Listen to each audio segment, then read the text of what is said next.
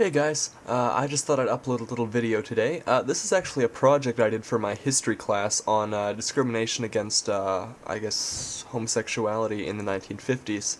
Uh, yeah, so pretty much I just did this video with Eric in like 2 days, and there's flubs all the way through it. There's like, I think one of the shots is like, we're supposed to be driving in a car, and you can see the reflection of the houses on either side of us because we're just in the driveway, and I think my hair, one of my strands of hair dangles down into one of the shots, but it's really friggin' funny. What we did, or we took the soundtrack from this 50s propaganda film called Boys Beware, made by Sid Davis, which is in the public domain now, and we pretty much shot our own visuals for it. So if you want to go see the original video, type in Boys Beware, and you should be able to go find it. So yeah, I hope you enjoy. I am friggin' creepy in this, and yeah, I won't hold you off any longer. Have a great time.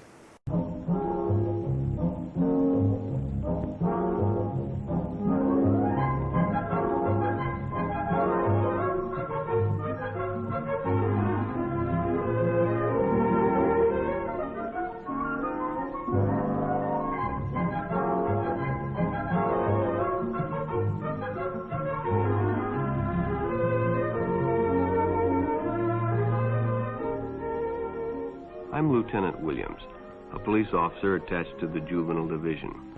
I'm on my way to Monroe Junior High School to talk to a group of young people.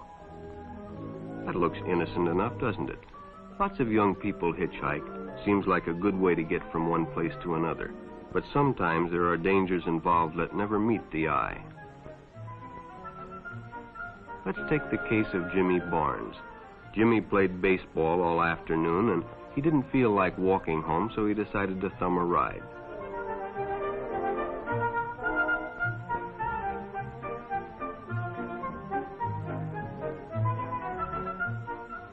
He'd done it 100 times before, and he didn't think anything was unusual when the driver struck up a friendly conversation.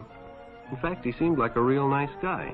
He asked Jimmy if he played baseball in the park often. Jimmy told him they practiced 3 times a week and played a rival group on Friday afternoon. The stranger was a good listener, too, and it only seemed minutes before they pulled up in front of Jimmy's house.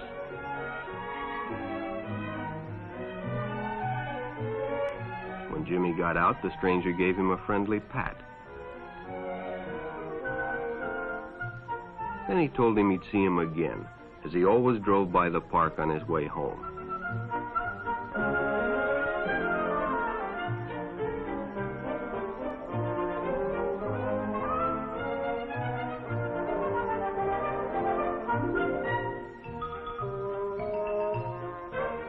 Sure enough, the following day, when Jimmy finished playing ball, well, the man was there waiting.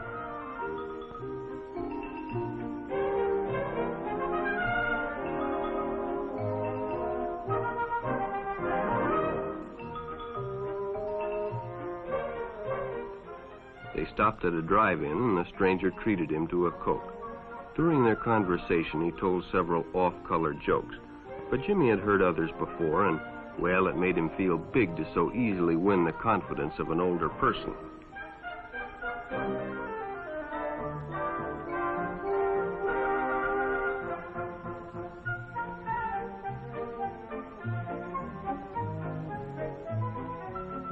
The following Saturday, they went fishing together. By now, they were using first names. Ralph said it was more friendly.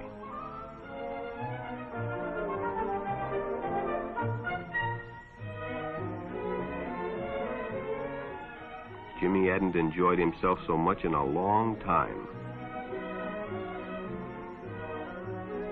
Then during lunch, Ralph showed him some pornographic pictures. Jimmy knew he shouldn't be interested, but, well, he was curious. What Jimmy didn't know was that Ralph was sick, a sickness that was not visible like smallpox, but no less dangerous and contagious, a sickness of the mind. You see, Ralph was a homosexual, a person who demands an intimate relationship with members of their own sex.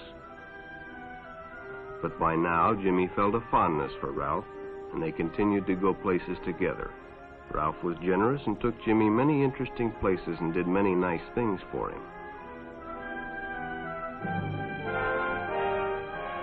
He bought presents, and even gave him money. But payments were expected in return. You see, Jimmy hadn't recognized Ralph's approach soon enough. When Ralph first asked Jimmy to go fishing alone, he should have discussed it with his parents or teacher.